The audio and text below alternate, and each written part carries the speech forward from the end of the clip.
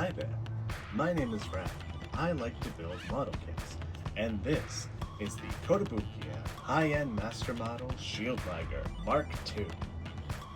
So what makes the Shield Liger Mark II so special and so different from the Shield Liger Mark I? Well, for starters, it's packing all new weaponry with the double beam cannons that are strapped to its back that also feed into the tail stabilizer, the pair of missile launchers that's attached to the tail stabilizer, and a new tail gun. But is that really all it is? Technically, in the model kit sense, yes, but in a lore sense, there's a lot of differences.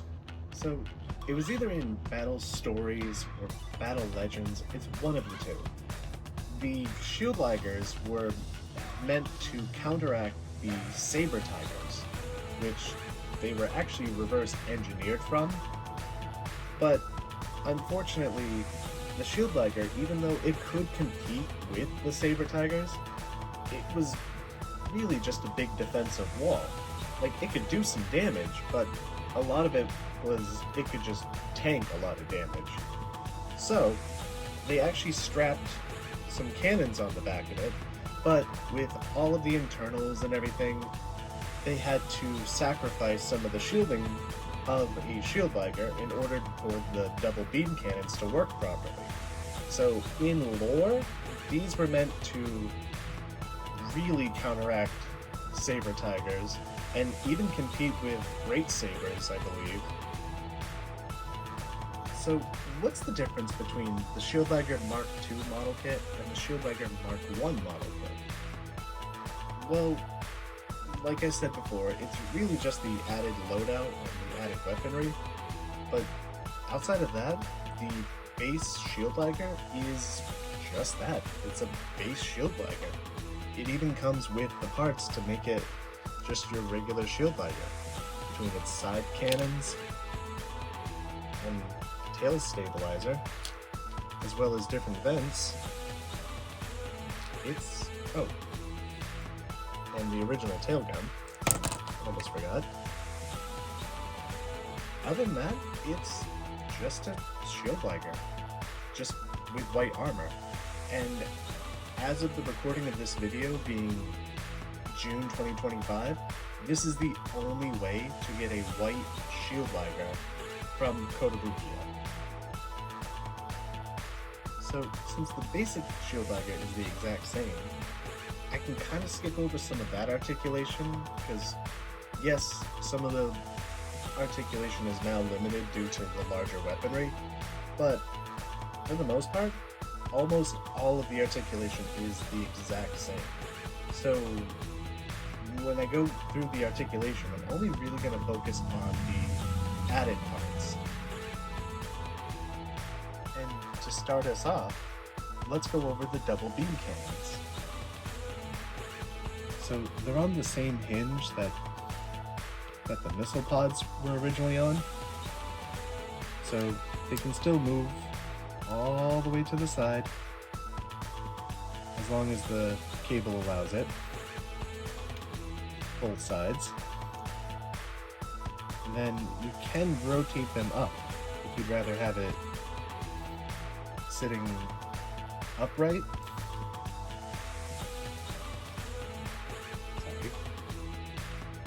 Or flat.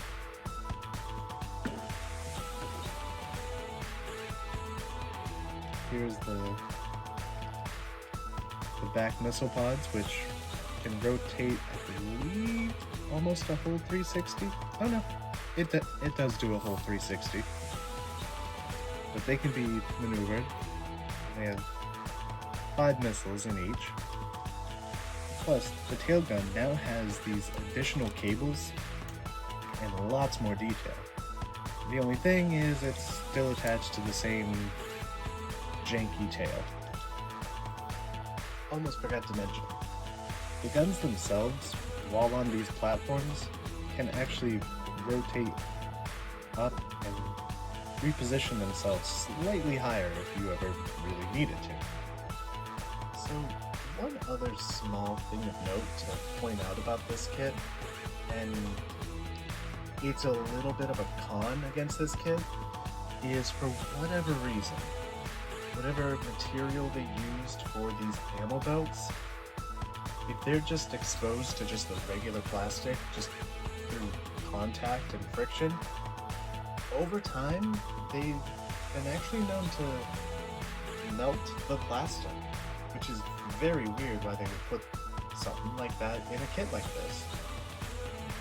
But one of the few solutions to solving that problem is to either A, not use them and replace them with something else like a plastic ammo belt, or alternatively, use some clear nail polish, or any color really, just to create a protective barrier between the rubber and the plastic. You can even go as far as to actually paint the belts, but you're going to want to use a paint that's going to be able to stand up to multiple rotations or movements. So something like an acrylic probably isn't going to do you any good, which is why for mine I only put the nail polish right at the 2 points where it's going to be connecting to the actual model kit to avoid any plastic melting or model degradation.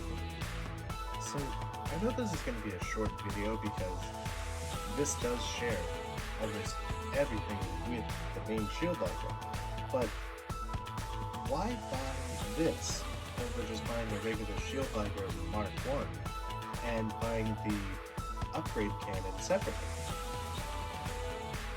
Well, therein lies part of the problem. The CP unit, which I believe is CP10, I could be wrong. Upon my last look on eBay for something like that, or even just an internet search, the weapons add-on itself ran for about $195, I believe it was, where the Mark II shield Liger was only about $120. So for $70 less, you get a whole nother shield Liger and the CP unit. But is there any other reason to, say, buy this one over a regular shield Liger? Well, there's not really a whole lot outside of that big weapon, but if you wanted to, say, get a shield Liger and you wanted it in white, this would be the easiest way to get it without having to paint a whole model kit. Granted, buying a shield Liger and just repainting it white would probably end up being a cheaper option, but if for whatever reason you're not able to paint or you don't have confidence in your skills of painting, this one comes molded in white and comes with all the parts to make it a basic shield Liger. If I had to give this kit a rating, I would rate it at a 7. It's just a shield Liger at its core, but the fact that it's got the big guns as a part of the whole model kit, and the fact that it's molded in a different color, because sure, they could have attached this to a blue shield Liger and we would have had just the regular shield Liger with the attachment, but they managed to go in and change up the color and make it almost its own separate unit without having to repeat completely. Now, if you go out and you're trying to find this because, say, you really want this kit now, for whatever reason, whether it's because it's a white shield Liger, because it's a Mark II, because you want just the guns, they haven't reissued this kit in a long time. This kit was actually released in 2008, so it's been, what, 17 years since this kit's first debut? And yes, they do have a different version of this kit that came out, and it's a black shield Liger, and I believe the guns are in a silvery color. But if you're looking specifically for this gold-ish color, and you want the white Shield Liger, your best bet is to probably use one of those proxy sites to order kits from Japan, or possibly even check out eBay. And once in a while they do pop up, and at a little bit expensive, but reasonable, I want to say, at least for this hobby, reasonable pricing. So that is my review of the Kotobukiya high-end master model Shield Liger Mark II. If you like this video, please leave a like. If you have a question about this kit, please comment. If you know someone who's interested in checking out the Shield Liger Mark II, share the video, or share it to someone that you know who is interested in Zoid models. So, thanks for stopping by, and I will see you in the next one. Zoid on!